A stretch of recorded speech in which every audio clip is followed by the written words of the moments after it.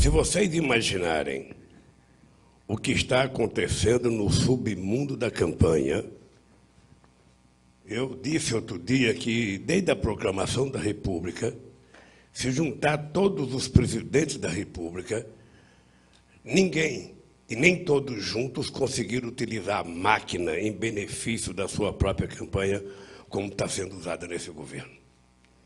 E por que eu comecei elogiando o povo brasileiro? É porque, gente, é inacreditável. É uma coisa quase que heróica. Sabe, o tanto que eles têm utilizado a máquina, os tantos que eles têm nos agredido, e até hoje o povo continua nos dando preferência na disputa eleitoral. Muita gente tinha ficado preocupada, inclusive os especialistas em pesquisa da opinião pública, que o auxílio emergencial iria fazer com que o Bolsonaro desse um salto de qualidade excepcional nas pesquisas. E isso não aconteceu. Ele praticamente está onde está. Estamos sendo o terror desse desgoverno nas redes e nas ruas. E agora seremos também em Brasília. Thiago dos Reis, 1399, com Lula presidente. É muito importante você votar em deputados e deputadas e senadores e senadoras que jogam no time do Lula. Só assim as coisas vão melhorar. Estava, antes do auxílio emergencial, numa demonstração viva de que o povo brasileiro é mais sabido do que ele imagina que o povo seja. O povo brasileiro não submeteu a ser marionete, a ser como se fosse um rebanho a ser tangido pelas mentiras de um presidente da República. O povo continua muito fiel, querendo mudança nesse país e querendo fortalecer a democracia. E eu queria fazer um apelo para vocês, porque eu sei que todos vocês são muito republicanos. Muito. O cara republicano é aquele que faz sempre concessão, sabe, para que todo mundo participe das coisas e tal. E eu sei que muitos de vocês têm uma preocupação de falar em ganhar as eleições no primeiro turno, porque vocês falam, mas se não der para ganhar, vai ser triste. Eu já vivi isso. Em 2002, eu tinha certeza que eu ia ganhar no primeiro turno e não ganhei. E ganhamos melhor no segundo turno. O que eu quero dizer para vocês? Vejam como é que está acontecendo a campanha. De um lado, nós temos o candidato que está no cargo, tentando utilizar a máquina pública, inclusive agora, usurpando o 7 de setembro do povo brasileiro para ser uma coisa pessoal dele. Ou seja, tratando o 7 de setembro como se fosse uma coisa dele, quando, na verdade, o 7 de setembro é a comemoração de uma festa de interesse de 215 milhões de brasileiros, porque, afinal de contas, é a independência do nosso país e ele poderia ter tido a grandeza de fazer uma grande festa para o povo brasileiro participar da independência. Não, mas ele resolveu fazer para ele, é dele. Ele que já disse, as minhas forças armadas, ele agora está dizendo a minha independência. É triste, mas é assim. E na campanha, além do candidato a presidente, nós temos os candidatos da oposição. Eu sei que às vezes vocês ficam chateados porque os candidatos da oposição nos atacam. E é normal, a gente tem que compreender. Primeiro, eles atacam o Bolsonaro porque eles querem ganhar uns pontinhos dos eleitores do Bolsonaro. E eles me atacam porque eles têm medo que eu ganhe as eleições no primeiro turno. Eles não querem que a gente ganhe as eleições no primeiro turno. E a gente não tem que ter vergonha de dizer que quer ganhar no primeiro turno. Veja, por que quem tem 5, quem tem 6, 7 ou 8, sonha em chegar a 40 para ir para o segundo turno? Ou chegar a 30? Ora, por que quem tem 45 não pode sonhar apenas com mais 5 e ganhar no primeiro turno? E dizem que quando a gente sonha junto, a gente torna-se realidade. Então, eu estou convencido que se a gente continuar trabalhando do jeito que estamos trabalhando, a gente pode definir essas eleições no primeiro turno. Se por acaso o povo não quiser primeiro turno e quiser segundo turno, nós vamos ganhar também no segundo turno, como já ganhamos tantas eleições. O que é importante e que eu queria valorizar aqui é a grandiosidade do povo brasileiro. Vocês podem ter certeza absoluta que esse povo sabe o que quer. Vocês podem ter certeza absoluta que esse povo sabe a diferença do Brasil, do tempo que nós governamos esse país, para os tempos de hoje no governo desse cidadão. O povo sabe que vivia melhor. O povo sabe que comia melhor. O povo sabe que estudava melhor. O povo sabe que passeava melhor. O povo sabe que tinha muito mais expectativa de um futuro brilhante do que hoje, que a vida se tornou um pesadelo. Eu vou mostrar para vocês por que a vida se tornou um pesadelo. O Aloysio Mercadante, como coordenador do nosso programa, cita muito, mas eu queria, Aloysio, citar 3 números. O número do Banco Central, o número da Confederação Nacional do Comércio e o número do Serasa, para vocês saberem como é que está o povo. O endividamento das famílias com o Sistema Financeiro Nacional chegou em 2022 a 52,8% da renda acumulada em um ano. É o maior patamar da série histórica. No início do governo Bolsonaro, esse número era 39%. O comprometimento da renda mensal das famílias com a dívida com o sistema financeiro, essa é a dívida com os bancos, chegou a 27,6% da renda do povo. Maior patamar da série histórica do início, e no governo Bolsonaro esse indicador estava só a 22%. Dado da Federação do Comércio, 79% das famílias estão endividadas. 29,6% das famílias estão com dívidas em atraso e 10,8% das famílias afirmam que não terão condições de pagar suas dívidas. Um ano atrás, o percentual das famílias endividadas era de 72%. Entre as mulheres, o percentual de endividadas chegou a 82%, sendo que um ano atrás o percentual era 74%. Entre as famílias endividadas, a maior parte da dívida é no cartão de crédito, com mais de 85% das famílias endividadas nesta modalidade, cujos juros, companheira Giovanda, ultrapassa 400% ao ano. Mas vamos ver o último dado do Serasa. Uma água aqui. O dado do Serasa.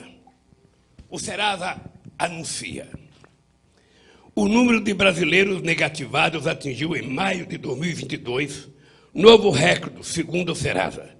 No 5º mês do ano, 66 milhões de CPFs estavam inadimplentes, com base do Bureau de Crédito. De acordo com a empresa, é o maior número da série histórica iniciada em 2016. A comparação anual com maio do ano passado mostra aumento de 4 milhões de nomes negativados. A análise do setor registrou que o maior volume de dívidas negativadas está no segmento de bancos e cartões, com 28,2% do total. Em seguida, estão as contas básicas, como água, luz e gás, agrupadas na área de serviço, com 22,7%. Em terceiro lugar, ficou os setores de varejo e financeiras, com 12,5%. Por isso foi acertado a gente colocar no nosso programa a ideia do Desenrola Brasil. Porque, veja, não basta a gente ganhar as eleições e dizer que vai aumentar as condições de salário das pessoas, a renda das pessoas. Nós vamos ter que, num primeiro momento, ter a coragem de criar as condições para negociar essas dívidas, seja com os empresários do setor de varejo, seja com as prefeituras do Estado no gás e na luz, ou seja com os bancos. Porque se a gente não resolver a vida da dívida dessas pessoas, essas pessoas estarão impossibilitadas de continuar consumindo qualquer coisa nesse país, e se o povo não tem poder para consumo, a economia não cresce. O comércio não vende, a loja não fabrica, o povo não compra, a gente tem desgraça, como já aconteceu tantas vezes nesse país. Por isso é muito importante, gente, nós termos em conta, de todas as eleições que eu já participei, essa eleição, ela parecia ser a mais difícil, porque nós estamos disputando contra alguém que não conhece nenhuma prática democrática. Nós estamos disputando as eleições com alguém que trabalha na base do fake news todo santo dia. E nós estamos também disputando com os adversários que resolveram tentar nos atacar tanto quanto o nosso primeiro, o nosso mais importante opositor. O dado concreto é que a gente não tem que ficar retrucando e a gente não tem que ficar aceitando o nível baixo de campanha. Nós não precisamos fazer jogo rasteiro. Nós temos que tentar discutir os assuntos que interessam ao povo brasileiro. E vocês estão percebendo que o povo quer resolver o problema da sua dívida, o povo quer resolver o problema do seu desemprego, o povo quer resolver o problema de acabar com a economia informal, porque ele quer ser cidadão pleno, e o povo quer voltar a sorrir e a comer nesse país. É por isso que eu quero agradecer a vocês. Nenhum candidato, eu vou dizer, nenhum candidato na história desse país teve esse leque de apoio dos partidos políticos e do movimento social que nós temos. Vocês estão percebendo por aí que tem candidato que não faz comício. E não faz comício não é porque não quer, é porque não junta gente. É preciso ter história, é preciso ter programa, é preciso ter compromisso para a gente poder juntar o povo na rua e discutir com eles. E eu confesso a vocês que se tem uma coisa que eu gosto, sabe, é fazer isso. Se me derem um computador novo, o celular mais moderno do mundo, e pedirem para mim se eu quero ficar dentro de casa fazendo, sabe, conversa com o povo pela rede, ou se eu quiser ir para a Zona Leste fazer um discurso, eu prefiro ir para a Zona Leste fazer o discurso, porque tem uma coisa que me move na política, que é o olhar olho no olho, que é o abraçar, que é o tocar nas pessoas, que é o sentir as pessoas de perto e o calor das pessoas. Pelo celular, a gente não sente. Lamentavelmente é assim. A gente conversa, mas às vezes as pessoas estão tão distantes da gente.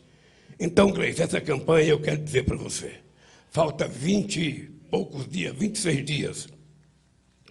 E eu quero dizer que de todas as eleições que eu participei, nunca tivemos a chance de resolver no primeiro turno como temos nessas eleições. E a gente não tem que ter vergonha de dizer isso. Se o cara que tem 1% quer ir para o segundo turno, por que nós não podemos querer ganhar o primeiro turno? Se falta apenas um tiquinho. Veja quanto falta para a gente chegar lá. Tem hora que é 5%, tem hora que é 4%, tem hora que é, 3%. Ou seja, o que nós precisamos é aumentar a nossa capacidade de trabalho. Nós temos que nos perguntar todo dia o que nós estamos fazendo. Quantos votos eu consegui? Com quantos adversários eu conversei e quantos eu convenci? É isso que nós temos que fazer, meus companheiros do movimento social, dos partidos políticos, do sindicato. Nós ainda não demos visibilidade à campanha na rua. A gente ainda não deu. E é preciso que a gente dê. Porque a campanha, ela precisa não apenas ser vitoriosa, mas ela tem que ter uma marca de participação popular, de participação social. E é isso que nós sabemos fazer, é isso que nós já fizemos, e é isso que nós temos que fazer até o dia 2 de outubro. Quero dizer para vocês que eu continuo com a mesma tranquilidade do primeiro dia. Nada vai fazer com que eu baixe o nível da minha campanha. Eu vou continuar tentando dizer para o povo que é possível reconstruir esse país, de que um outro país é possível. Nós já fizemos uma vez e a gente pode fazer melhor. Nós temos mais experiência e estamos mais calejados. O Brasil está numa situação mais difícil, é verdade, está. O Brasil nunca esteve tão abandonado como está hoje. Ninguém quer vir ao Brasil e ninguém convida o Coisa para ir lá.